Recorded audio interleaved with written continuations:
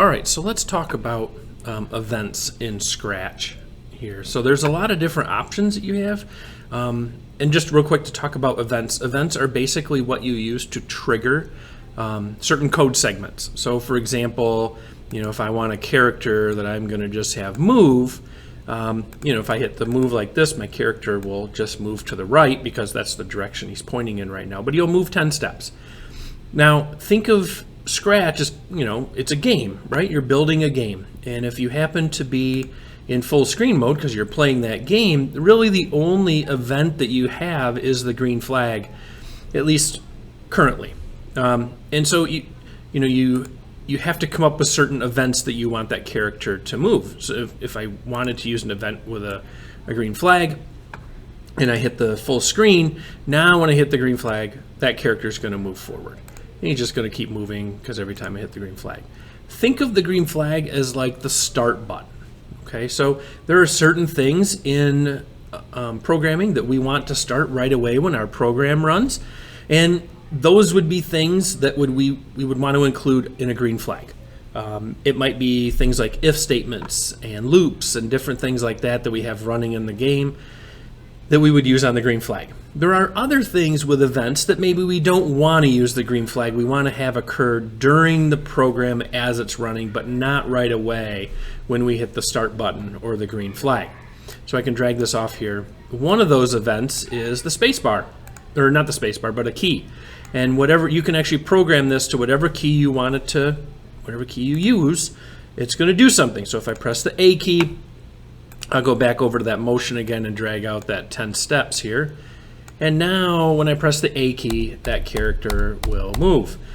And actually, instead of the A key, if I were really going to use this kind of like a game, perhaps it's the D key, the WASD on the keyboard.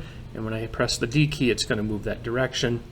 And I would want to throw some other things in here too. I'd want to use like a point and direction, things like that, because then I can tell it which direction I want to point and then add steps in. So if I was going to use the D key, I would do that. If I wanted to use, let's say, the W key, which would be up, I could tell it that I want to use the W key, change the direction that I want that character moving, and then when I hit the W key, it's going to move up. But notice how it rotates like this. So there's a couple different ways you can lock this in if you wanted to. If you don't want the character to rotate, I can either do that down here where it says direction. There's these three options right here, and I could tell it that I want to lock the rotation this way, or this is just going to allow it to rotate anytime. Or I could just completely lock the rotation and it wouldn't move. What this will allow us to do, if I click on this, just as an example, is I can actually have it point to the left, and now when and change the key to, let's use the A keys because now I want it to go left, it's going to see how the character rotated that way. And so that's just kind of an easy way to lock the direction that you want the character to rotate. But there's a different way too. So if I'm going to go back over here and change this back to this, and now he's upside down. But I can actually set rotation style right here. So now when I press the A key, it's going to lock that rotation. Okay, but perhaps maybe I want to drag out another event here, and let's just make this a little smaller, give us a little more room. I'm going to drag another event with another key, and I'm going to use, let's say, the W key. So I select that W key, and now I'm going to kind of do the same thing here, but I'm going to not use the rotation style. Or I'm going to set the rotation style differently. So I'm going to go here, and if I drag my point in direction and drag my move 10 steps, I can then select that I want it to go up. Now one thing you'll notice here, it still is set this way, so I will have to still use this rotation style and drag this out here. So I'll drag it up here, and then I'm going to tell it that I actually don't, I want it to be able to rotate all around. So now what that will allow me to do, if I want to move left, now if I move up, oops, it'll rotate this way.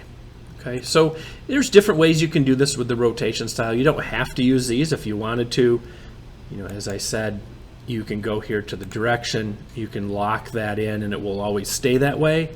Otherwise, you can go ahead and lock this when you're using the keys, when you're using those events. So just kind of something to use with that.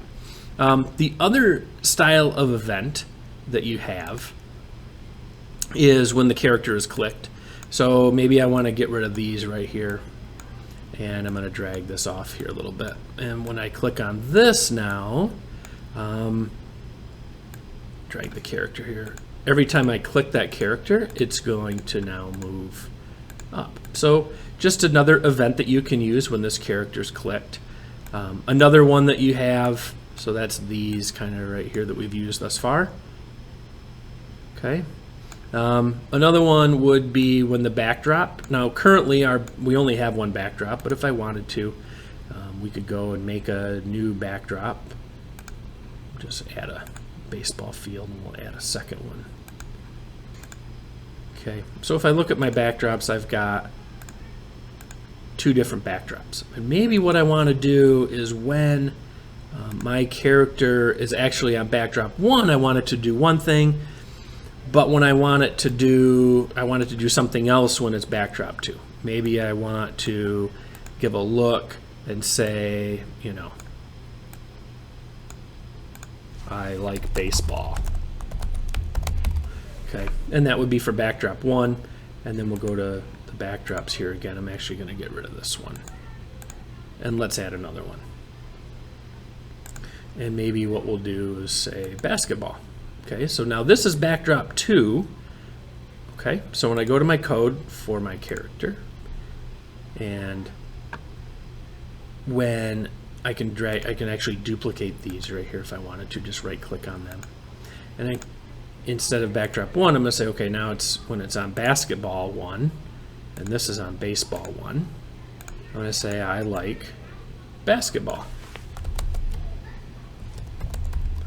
Now the game, it would have to be running right now, and I could put some code in there to do that.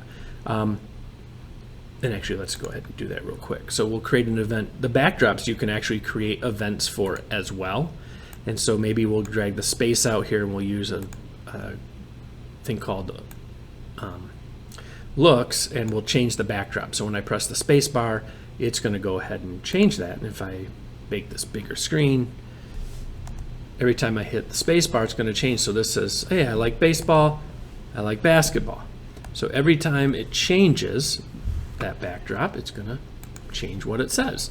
Just kind of another useful event that they have in the program. And then you have a couple more things which we're not going to get too in depth with, that would be for a later on video, but you can have when loudness, so maybe you're playing some sound, and when the sound gets to a certain level, you could have your character say like, oh, that's really too loud. And so when maybe there's a sound playing or music or whatever, it could actually say that. Kind of a nice option. And then there's also, these have to do with broadcasting and things. So when you receive a message from a different character, you can have it say something in a response. You could kind of create a conversation. And that kind of gets with these as well, where you can, these kind of go along with that, these broadcasts. But we'll get into that at a later time. But really the main events are really these three: the green flag where the start button, spacebar key type thing where up arrow, down arrow, different arrows and things like that, and when this sprite is clicked. And then you can also program backdrops as well. So when the backdrops are on there, the character is going to say something, do something, whatever you wanted it to do. But that's basically how events work. Okay? Hopefully that helped a little bit and shed some light on events for Scratch.